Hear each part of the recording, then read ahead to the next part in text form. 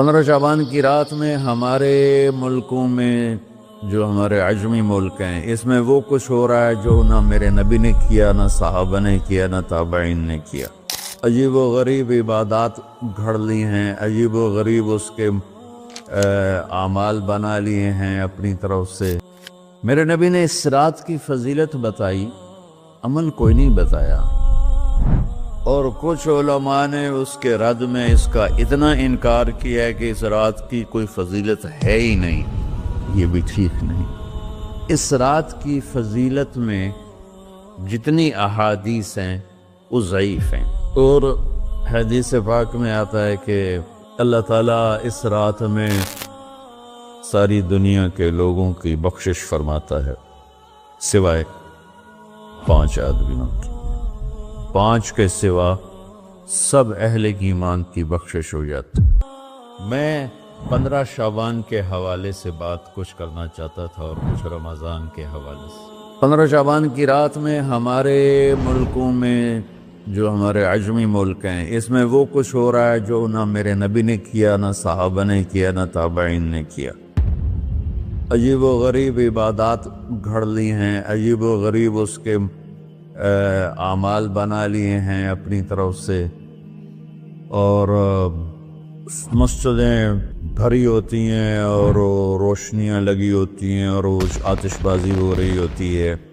میرے نبی نے اس رات کی فضیلت بتائی، عمل کوئی نہیں بتایا۔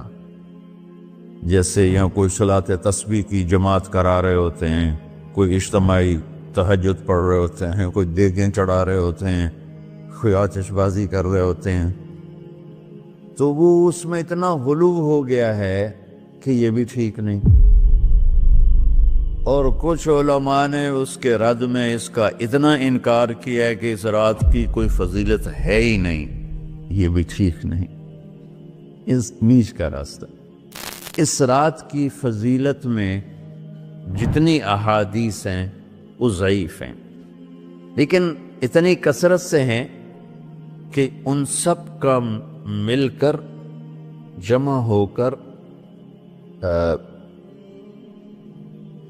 کم از کم وہ حسن لغیر ہی تک تو پہنچ جاتی ہیں۔ اور ابن عثیمین رحمۃ اللہ علیہ نے بھی یہ لکھا ہے کہ زیادہ سے زیادہ ان احادیث کے مجموعے سے، چونکہ اگرچہ ضعیف ہیں لیکن کافی زیادہ ہیں، تو وہ حسن لغیر ہی تک پہنچ جاتی۔ تو حسن لغیر ہی سے کوئی عمل ثابت نہیں ہوتا، عمل ثابت ہوتا ہے صحیح حدیث کے سے۔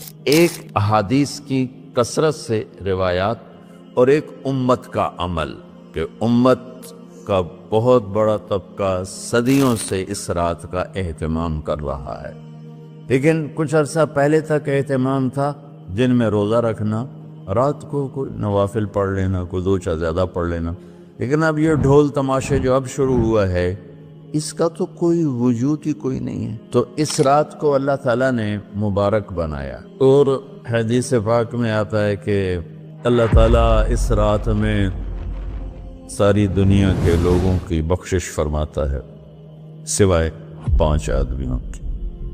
5 کے سوا سب اہل ایمان کی بخشش ہو جاتی۔ مشرک، المشرک پہلا مشرک، دوسرا مشاحن۔ مشاحن کیسے کہتے ہیں؟ دل میں بغض رکھنے والا، کینہ رکھنے والا۔ تیسرا مسبل ازارہ، اپنے پاجامے شلوار چادر کو ٹخنوں سے نیچے تک لے جانے والا، لیکن ایک شرط کے ساتھ کہ وہ تکبر کی وجہ سے، سستی کی وجہ سے ہے، غفلت کی وجہ سے ہے۔ چونکہ جب آپ نے ایک مرتبہ اس کے بارے میں بات کی تو حضرت ابوبکر صدیق نے کہا یا رسول اللہ، میری چادر، عرب چادر باندھتے تھے جیسے ہمارے پنجاب کا لباس چادر تھا، اب وہ کم ہو گئے، ہماری تو بزرگ عورتیں بھی اور مرد بھی سب چادر باندھتے تھے، شلوار تو کسی کو پتہ ہی نہیں ہوتا تھا ہمارے بچپن میں۔ یہ تو پھر آہستہ آہستہ جب تعلیم آئی تو شلوار دیہاتوں میں بھی اور شہروں میں عام ہو گئی۔ تو اگر وہ اس لیے لٹکا رہا ہے کہ طبیعت میں تکبر ہے، پھر اس وعید کا وہ حقدار ہے۔ اگر ویسے